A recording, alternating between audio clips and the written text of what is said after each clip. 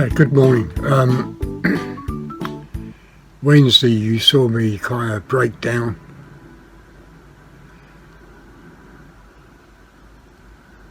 and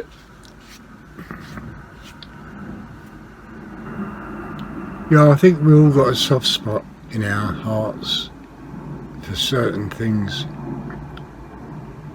and what happened Wednesday morning is that I found my dog Josh dead in the living room. I'm only telling you this now because my wife, when we were speaking last night, she's away on holiday, she asked where Josh was, and I said, I'll tell you when you get home. And she insisted to know what's happened. So I told her, and of course we both again broke down. And I think it's made it easier for me now to talk.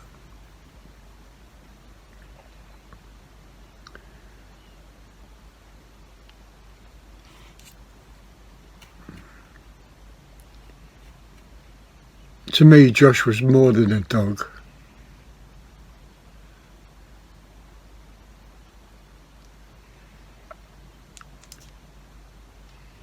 Strange, when I look back through my life, I've seen some really terrible things.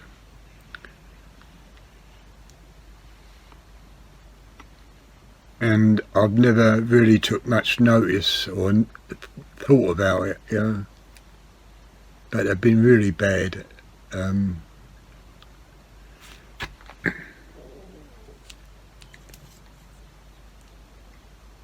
Even when my parents died, I didn't break down, I didn't cry. It was just one of those things that they died of old age, But Josh, on Tuesday, it was a really hot day, and he was suffering. He was overheated, and his breathing wasn't bad. His breathing was bad, and all day long.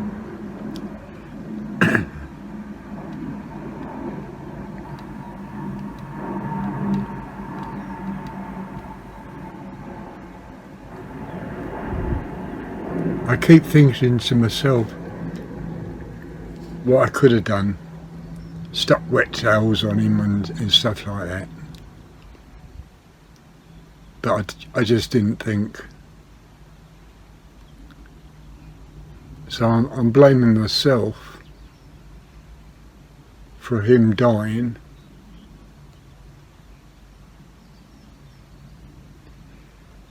He must have died during the night of Tuesday night, anywhere between when I went to bed at 6 up to 12 o'clock, because when I woke up at 2 to make a cup of tea Wednesday morning,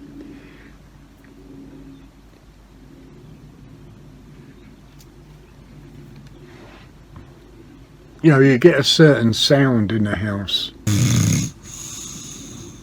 and the sound in our house was Josh snoring away,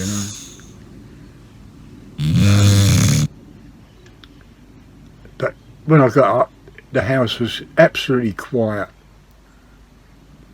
And normally when I put the light on, whatever light I put on, whether it's a bedroom light or living room light or kitchen light, that sound stops. And beside me would be Josh.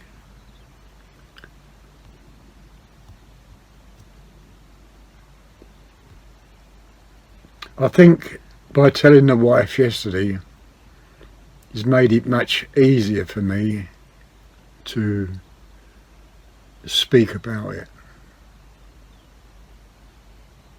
I feel much stronger,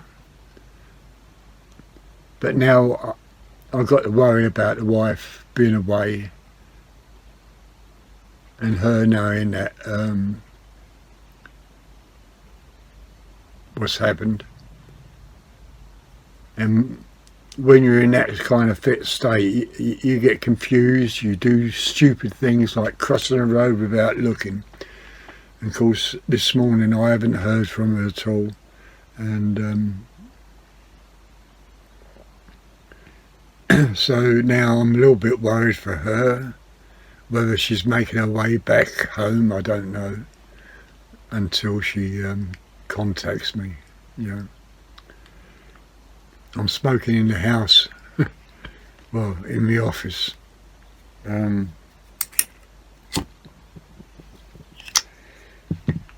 Yeah, only 2 people I told, you know, who watches Terry's Daily Diary, and that was Mick. Wednesday he phoned up straight away when he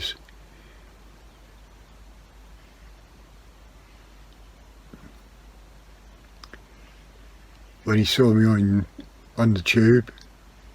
He phoned straight away. Steve, who I've met many times, I notified him what's happened because he knows Josh as well. And they're the only 2 people really what knows about, you know, what's happened. I couldn't tell anybody else in a way of you viewers, because I had to tell the wife first.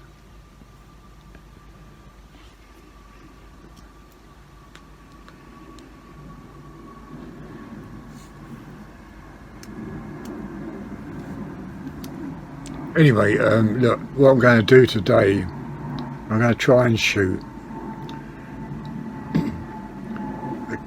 A few days ago I was doing the ballistics on the rifles, and when I shot the crow, the ballistics was slightly out.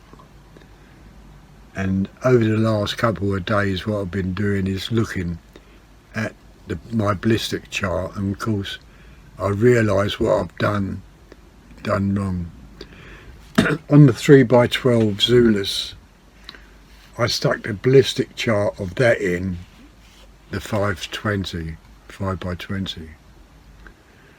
I mean, the 3x12 was absolutely spot on, but the 5x20 was out, you know, and that was why it was out, because it had the ballistic chart of the 3x12 on.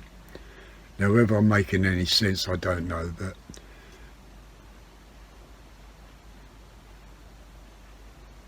I've now corrected the 5x20 by putting its own ballistics in, and that's what I'm going to test today. I'm going to test it at 24 yards, see how the 0 is on the bullseye, and then switch it over to 5 yards and see what the ballistics are like, you know. So that's what I'm going to do today. Just like to say thank you to everybody who commented Wednesday. They didn't comment, you know, you didn't comment on the hoax video. You was more concerned about me, you know, and I thank you all for that.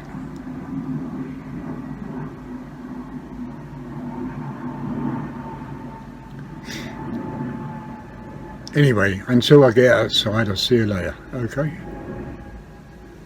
Bye. Right, good morning. As I said this morning, all I'm doing is 24 yards and a 5 yards. 24 yards for the bullseye, see what it shoots like, and then testing the ballistics at 5. I've noticed it's been raining. This wobbly shooting table is a bit wet.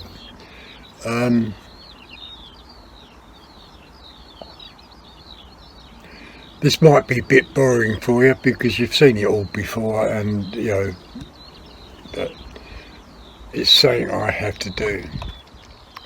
Oh, by the way, coming back to Wednesday's hoax video. Now, my software what I use is basic, very basic, very cheap. bit of software to edit videos. So what you saw in a way of the match really could be 100 times better if I had decent software, but of course I haven't, so it's only the basic software. I think you can buy it for around about £15, very, very cheap. Yeah, I mean, to get really real good software you've got to spend a minimum of £500, you know what I mean? So you know, £12–15 is nothing, is it? Right, okay, so I'm going to go for the bullseyes. This could be bit quick, this video, but it's we'll see anyway. Right, 24 yards, and I'm going to go for, it's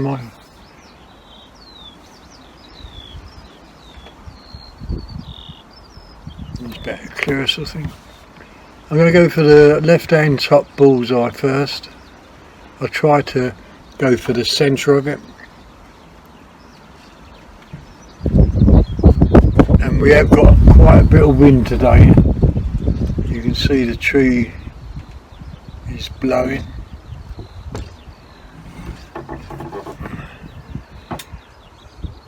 I think it's coming from right to left, so I might have to adjust my aiming. We'll see.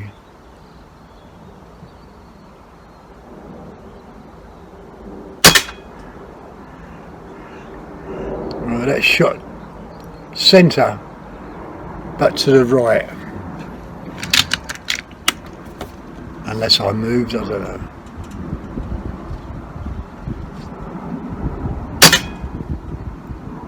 It's a bit better. Right, I'll go for that pellet hole.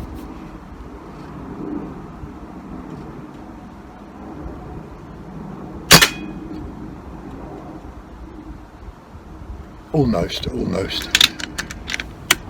How many shots is that? 3, I think. Right, I'm going to go for the crosshair.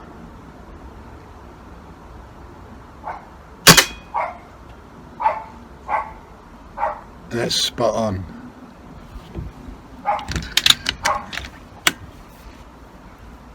Go for the other crosshair. Yeah, just a little bit to the right, but centre.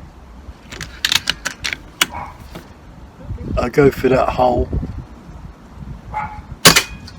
and that's straight through the hole. So I'm well pleased with the 0 at 24 yards. Yeah.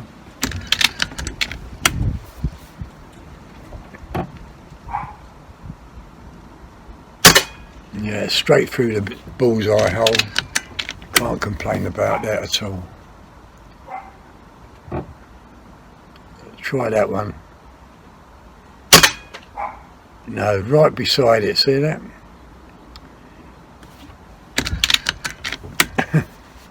Very good.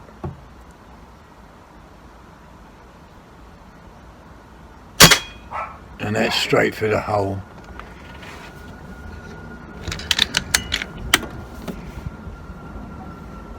Right, I'll go for the...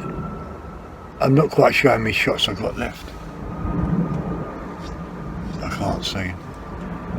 Go for the bullseye to the right, top, try to get centre.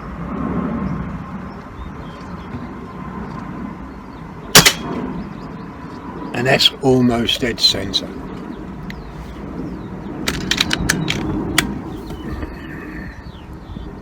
Again. That's almost through the same pellet hole.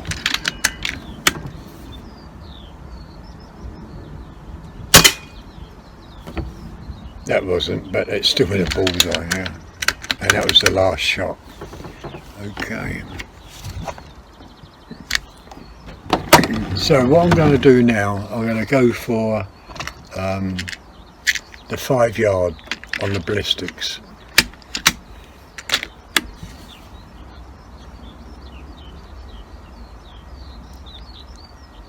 I can't make out how I put in the 3x12 ballistics in this 5x20 scope.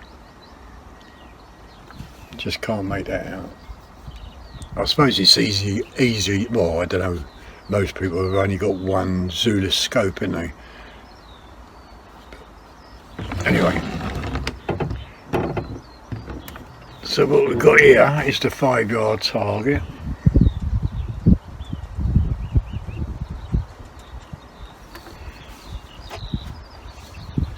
I'll have to just alter this down a bit, I think. My bipod. Okay. So we've got 4 bullseyes, exactly the same as the 24-yard one. But this time I'm going to range find it.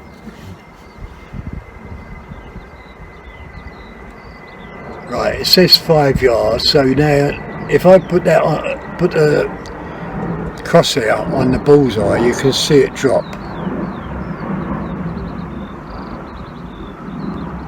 And it's dropped. Right, okay. This is dial in mode, so what happens there, on the reticle, it either drops or goes up, you know what I mean?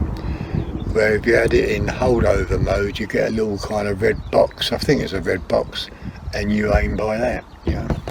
Anyway, so we're going to go for the bullseye, try and get centre. And that's straight in. Same hole. And that's the same hole. So first one was making the hole, second shot went through the hole.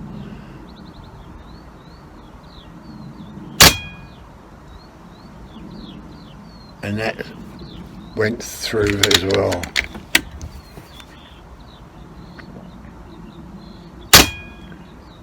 And so did that one. So I would take the ballistics. It's almost perfect. Right, we'll go for the crosshair.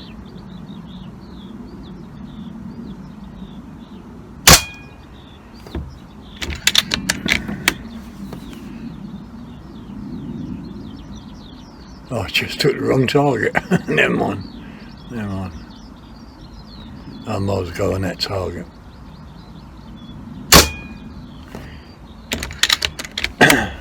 Don't forget this is a wobbly table and my bipod is a little bit wobbly as well, but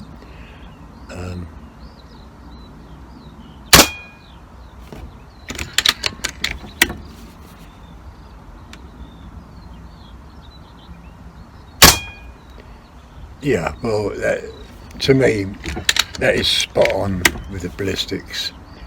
We'll go up to the top bullseye again, and that's straight through the same hole.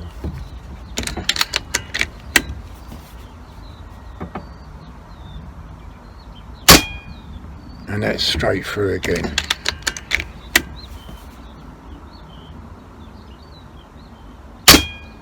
And that's straight through. I mean, that's how good these Zulus scopes are.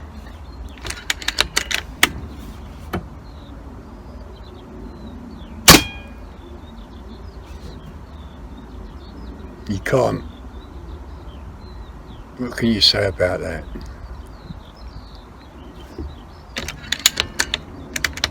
And that was the last shot.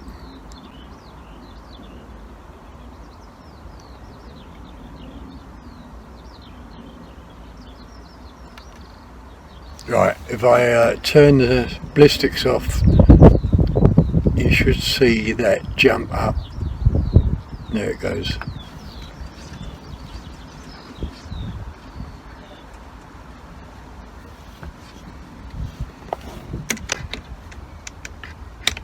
Oh, I've got to take the magazine out.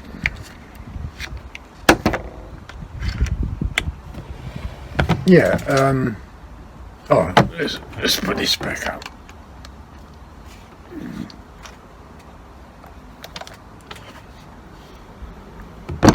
I forget what day it was, but I think it's Thursday, I phoned up Pelpax and asked them to change the Crow Unica over to the Snow Peak M60, which they agreed with, and they changed it over, and I had to pay an extra amount, so I paid in full. And then I went on the tube and I started watching some people in America, and that M60, Snow Peak M60, comes under the Umarex, I can't remember the name, but Umarex, and the way they was shooting, it wasn't all that well, you know, it wasn't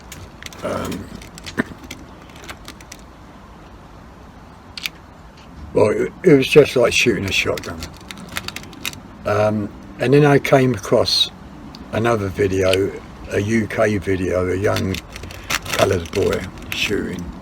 I couldn't understand what he was saying, but that rifle as well shot a lot of crap, you know, I mean, no good.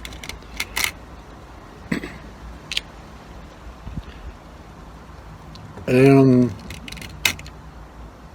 I can't remember, it was Thursday or Friday, I rephoned Pelpax and said, could you change it back to the Crow Unica, which they agreed to, and they said you got a 70 £70 or something like that refund. I said, well, instead of me taking a refund, could you add in a silencer? It would be a decent silencer for that Crow. They came up with one and said, right, this is a little bit more expensive, but we'll do it at £70. So I agreed to that, yeah. And yeah, Paul, if you're listening, what Pelpax said to me was the rifles will be in at the end of July, so they'll be shipped out to us in August. They did say possibly end of July, but no, most probably August. I don't know whether they told you that, but that's what they told me. Right, I'm going to go back to 24 yards on the same target and try and shoot through the hole, okay? Oh. Well, maybe I'll make another hole.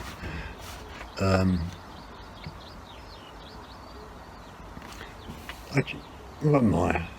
7.5 zoom, so I'll go up to,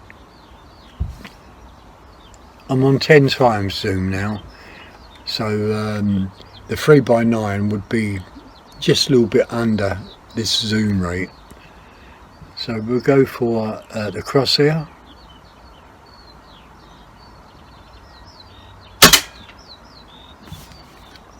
As you can see, I don't know whether it's me or the scope could still be slightly out, but it's almost on the where I was aiming at. So we're going to go for that pellet hole, and that's straight in.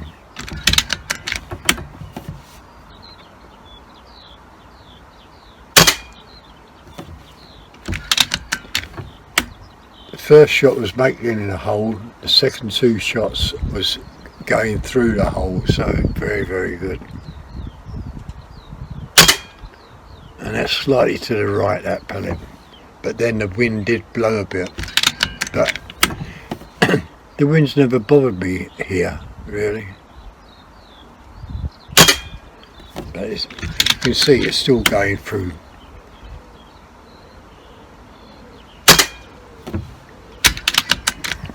I'll make another hole at the bottom now.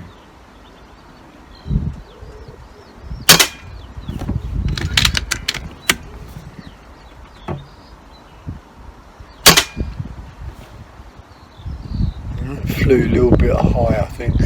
Yeah, a little bit high. But even so, that's still very good. So, we'll make a hole in the cardboard. Right, okay. Now we go for that pellet hole. Right beside it.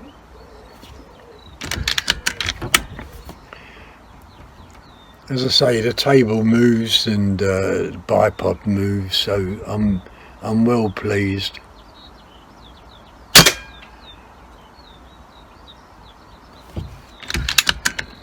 Oh, that was 12 shots. Dear me, that was quick, wasn't it? Right, I'm going to end the video here and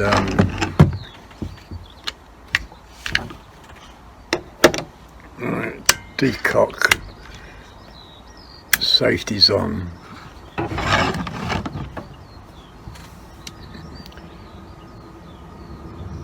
The camera's off. Well, not the camera, but the video. And now the camera. And that's off. And we'll pull the lead out. Save battery.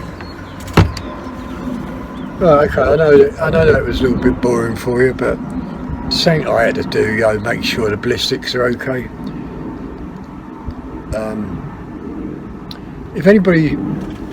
If you remember the Cytong, which I found on the net, and they gave us a huge discount on that.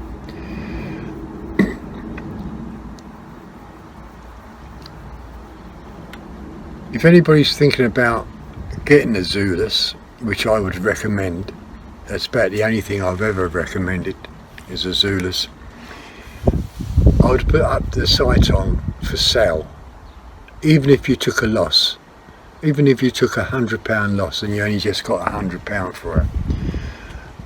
Put the rest of the money and get one of these, and you can't go wrong. Honestly, you can't go wrong. The ballistics are easy to set up. In fact, you got me here, and I'll always help you out setting up the ballistics. Yeah. In fact, the Cytong